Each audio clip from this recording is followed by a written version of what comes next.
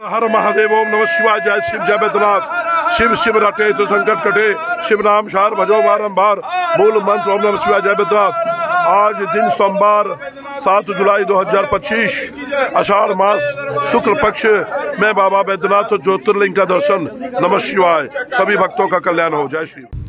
आशुतोष शशांक शेखर चंद्रमौलि चिदंबरा कोटि कोटि प्रणाम शंभु कोटि नमन दिगंबरा। আবার আমি বেরিয়ে পড়লাম। 6 জুলাইতে আমার ট্রেন ছিল। ঠিক করেছিলাম বৈদ্যনাথ ধামে গিয়ে পুজো দেব। ট্রেনের জার্নি আমার কাছে বেস্ট জার্নি। আমি একদম ট্রেনে বোর হই না। খেতে খেতে বাইরের সৌন্দর্য দেখতে দেখতে কখন যে সময় কেটে যায় বোঝাই যায় না। বা যখন আমার ট্রেনে তো ভীষণ ভালো মতোভাবে ঘুম হয়, যখন ইচ্ছা যা খুশি তাই কর। যশোরীতে এসে পৌঁছালাম। ট্রেনটা একটুখানি লেট হয়েছিল। এখানে দেখলাম স্টেশনের বাইরে একটা বিশাল বড় সুন্দর একটা শৌচালয়। দেখে মনে হচ্ছে কোনো হয়তো হোটেল বা অন্য কিছু। এত পরিষ্কার পরিচ্ছন্ন শৌচালয় আমি দেখিনি। এছাড়াও স্টেশনের বাইরে দেখলাম এই শ্রাবণ মাসের ভক্তবৃন্দের জন্য এখানে সুন্দর ব্যবস্থা করা রয়েছে। 1 মাস এখানে এই মেলা থাকবে। এখানে এই সমস্ত ভক্তবৃন্দরা চাইলে থাকতে পারে। খুব সুন্দর আয়োজন করেছে দেখলাম। আমি হোটেলে চেক ইন করে নিলাম। আমার খুব তাড়া রয়েছে। আমাকে ফ্রেশ হয়ে আমাকে এখন মন্দিরে যেতে হবে। পান্ডার সাথে ইতিমধ্যেই কথা হয়ে গেছে। তো আরতি শুরু হবে পার্বতী মন্দিরে। তো আমি রেডি হয়ে আমি এখন বেরিয়ে পড়েছি। আমি মন্দিরের কাছেই উঠেছিলাম, তাই জন্য খুব জলদি মন্দিরে চলে গেলাম। দেখলাম অলরেডি আরতি স্টার্ট হয়ে গেছে পার্বতী মন্দিরে। প্রচণ্ড ভিড় ছিল। আমার তো পান্ডার কাছে যেতে খুবই অসুবিধাই আর কি হচ্ছিল। কোনো ক্রমে পৌঁছাতে পেরেছি। সেখানে গিয়ে আরতি দেখে পার্বতী মাকে ভালো মতোভাবে দর্শন করলাম।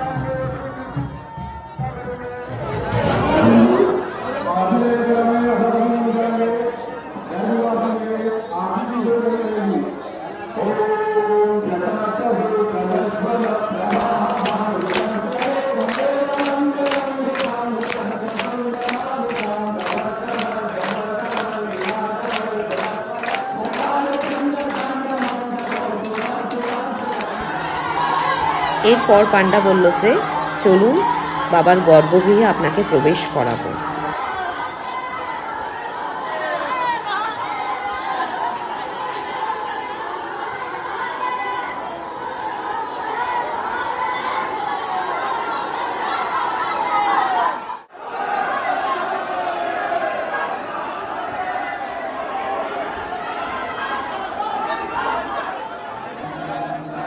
পান্ডা বলছিল যে শ্রাবণ মাসে মন্দিরে পা রাখার একেবারে জায়গাই পাবেন না। আপনি 2 দিন আগে এসে খুবই ভালো করেছেন।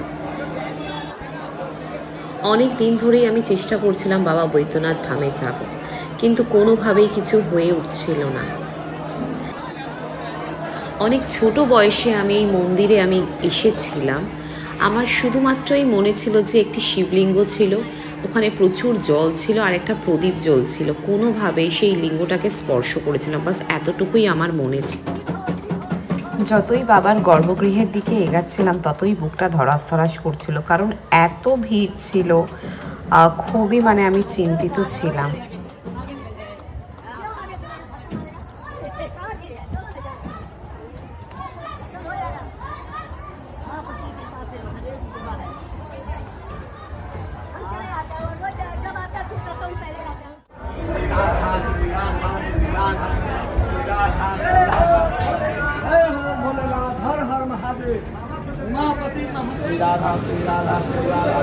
অনেক অপেক্ষার পর শেষমেশ বাবার দর্শন পেলাম। খুব সুন্দর জায়গায় পান্ডা আমাকে দাঁড় করিয়েছিল। আমি তো ভেবেছিলাম দর্শন করেই আমাদেরকে মন্দির থেকে বের করে দেবে, কিন্তু এমন সময় ঢুকেছে এই সময় বাবার শৃঙ্গার হচ্ছিল, যেটা দেখার সবার সৌভাগ্য হয় না। কিন্তু সেটা ফোনে আমি আপনাদেরকে দেখাতে পারলাম না, ফোনটা অফ করে দিতে বলেছে। বাবার শৃঙ্গার কমপ্লিট হলো, সবাই খুবই আনন্দিত। অনেক কিছু জিনিস আমি পেলাম বাবার থেকে, ফুল, আতর, তারপরে যেই কাপড় দিয়ে বাবাকে মুছেছে সেই কাপড়, আরও অনেকক্ষণ ধরে শৃঙ্গার হচ্ছিল। এরপর বাইরে বেরানোর সুযোগ পেলাম। মন্দির চত্বর সেই সময় ফাঁকা হয়ে গিয়েছিল। মন্দির থেকেই বেরাতে পান্তা বলল, কালকে আমি আপনার জন্য পূজা সামগ্রী সমস্ত কিছু কিনে রাখবো, আপনি শুধু 6:30টার মধ্যে ঢুকে যাবেন। সেই ট্রেনে লাঞ্চ করার পর আর কিছু খাওয়া হয়নি। তখন 12টা বেজে গেছিলো। মন্দির থেকে ফেরার পথে একটা ভালো ভেজ রেস্টুরেন্ট পেয়েছিলাম, সেখানে গিয়ে একটা ভেজ থালি নিয়ে নিলাম। এরপর হোটেলের দিকে চলে গেলাম। কাল ভোরেই উঠতে হবে। সারা রাত আমি ঘুমাতে পারিনি। যতক্ষণ না বাবার পুজো দিচ্ছিলাম আমি একদমই শান্তি পাচ্ছিলাম না। এরপর পান্ডা ম্যাজিস্ট্রেটের রুমে আমাকে বসিয়ে দিল, বলল স্ক্রিনে দেখুন মন্দিরের গর্ভগৃহের পরিস্থিতি, কিভাবে আপনাকে জল ঢালতে হবে, বাবার পুজো দিতে হবে। সেই ছোটবেলার কথা মনে পড়ে যাচ্ছিল। তাও তো ছোটবেলায় সেই সময় মন্দিরের গর্ভগৃহে কোনো লাইটই ছিল না। আমি খুবই চিন্তিত ছিলাম।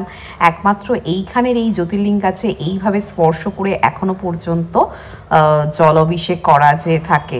হ্যাঁ, তো আমি খুবই চিন্তা করছিলাম যে কি হবে ভিতরে। বুকটা সত্যি ধুকধুক করছিল, কারণ মন্দিরটা অনেক ছোট কিন্তু মানুষের পরিমাণ অনেক বেশি ছিল। বাবা যেন রক্ষা করে। খুবই খুশি আমি পুজো দেওয়ার পর, বাবাকে জল অভিষেক করার পর। তাছাড়াও বাবাকে দই, চিনি, চন্দন, সিঁদুর সমস্ত কিছু দিয়ে আমি বাবাকে পুরো স্পর্শ করেছি। খুব ভালো মতোভাবে বাবাকে প্রসাদ দিয়েছি। দেখুন আমার অবস্থা, দেখুন মানে নিচে বসেছিলাম, বাবাকে যখন পুজো করা হচ্ছিল ওপর থেকেই সবাই জল, এটা মালা, তারপর আরও চন্দন ফন্দন সমস্ত কিছু মাথায় ফেলে দিয়েছিল। এই মন্দিরে শক্তিপীঠ আর বাবার জ্যোতির্লিঙ্গ একই স্থানে অবস্থান করেছে। এছাড়াও এখানে পার্বতী মায়ের মন্দির আছে, তারা মায়ের মন্দির আছে, অন্নপূর্ণা দেবীর মন্দির আছে, কাল ভৈরবের মন্দির আছে।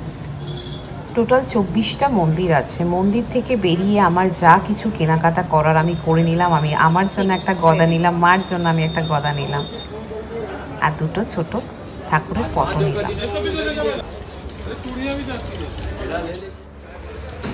এরপর ঠিক করলাম বৈদ্যনাথ টেম্পলে যাব, যেটা বৈদ্যনাথ ধামের অনেক সব থেকে পুরনো মন্দির বলা চলে।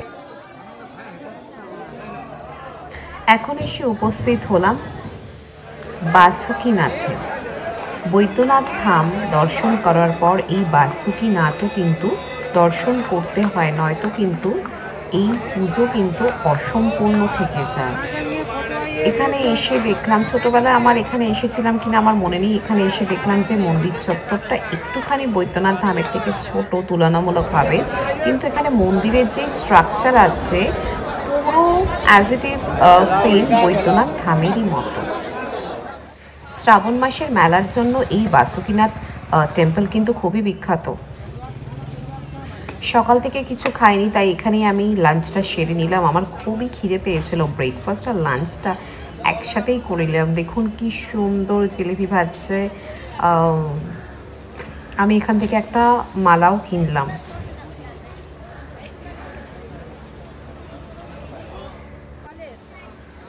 আমি স্ট্রিট ফুড খেতে ভীষণ ভালোবাসি, আর অন্যান্য স্টেটে গিয়ে সেখানকার খাবার টেস্ট করতেও ভীষণ ভালোবাসি আমি।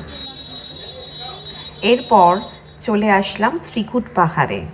সেখানে অসংখ্য বাদর দেখে তো ভীষণ আমি ভয়ভীত হয়ে গেছিলাম। ত্রিকুট পাহাড়ের ওপরে ওঠা হয়নি বা তপবনও ঘোরা হয়নি, খুবই টায়ার্ড ছিলাম, তাই জন্য হোটেলে রওনা হলাম। ডিনারে লিট্টি আর ফুচকা খেলাম। ঘুম থেকে উঠে আমি মন্দির চলে গেলাম। দুদিন ধরে তো বাবার দর্শন করছিলাম, আজকে মঙ্গলবার ছিল বলে মায়ের দর্শন করলাম। এখানে এই যে লাল সুতো দেখতে পাচ্ছেন, এখানে ভক্তরা এখানে মানত করলে এই সুতো লাগিয়ে দিয়ে থাকে। 3 মাস রাখতে পারে, 1 বছর রাখতে পারে, সেটার পরিবর্তে ওরা টাকা ডিসাইড করে নেয়। বাবার মন্দির থেকে পার্বতী মায়ের মন্দির পর্যন্ত মানত করে মানুষেরা এই সুতো লাগিয়ে থাকে। এরপর আমি চলে গেলাম নওলাখা টেম্পলে। সবার শেষে মানে কৃষ্ণ ঠাকুরের দর্শন করা হলো। এখানে খুব সুন্দর তলোয়ার বিক্রি হচ্ছিল, আমার কেনা হয়নি, কিন্তু ফিরে ভাবছিলাম যে কেন কিনলাম না।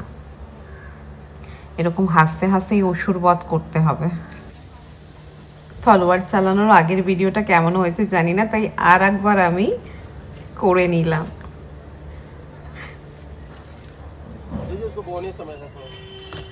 নওলাখা টেম্পলের পরিবেশটা তো ভীষণ ভালো লেগেছে। প্রথম কথা ওয়েদারটা ভীষণই ভালো ছিল, মেঘলা ওয়েদার, বৃষ্টি সেরকম পাইনি, কিন্তু এই চারিদিকে এই এত সুন্দর সবুজ গ্রিনারি দেখে তো মানে খুবই ভালো লাগছিল, খুবই মনোরম পরিবেশ ছিল এই জায়গাটার।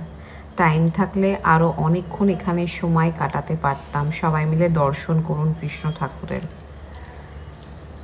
অপূর্ব লেগেছিল আমার এই মন্দিরের পরিবেশটা।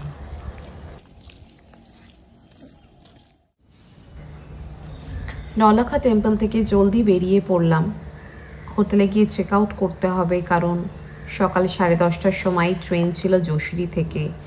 এবার বৈদ্যনাথ ধাম থেকে যশোরীতে যেতে মোটামুটি আধ ঘন্টা মতো অটোতে লেগে যাবে। ব্রেকফাস্ট করা হয়নি, তাই রাস্তাতেই এই ব্রেকফাস্টটা সেরে ফেললাম। খুবই টেস্টি ছিল।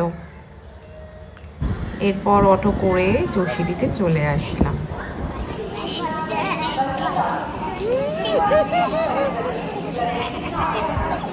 अच्छा, उधर कौन गिर गया था? कौन गिरा था? तुम? ये गिर। तुम तो अकेले गिर गए, किसको फिर मारा? वो पीछे से मारा? या तुम खुद गिर गए थे?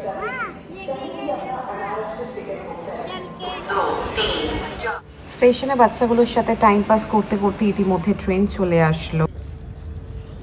ট্রেনে উঠতেই কিছুক্ষণের মধ্যে খাওয়া দাওয়ার পর্ব শুরু হয়ে গেল। আমি জৈন ফুড অর্ডার করেছিলাম। বন্দে ভারতের খাবারের টেস্ট তো আমার অসাম লাগে। Everywhere she make him go crazy, got to get me, yes, not a maybe.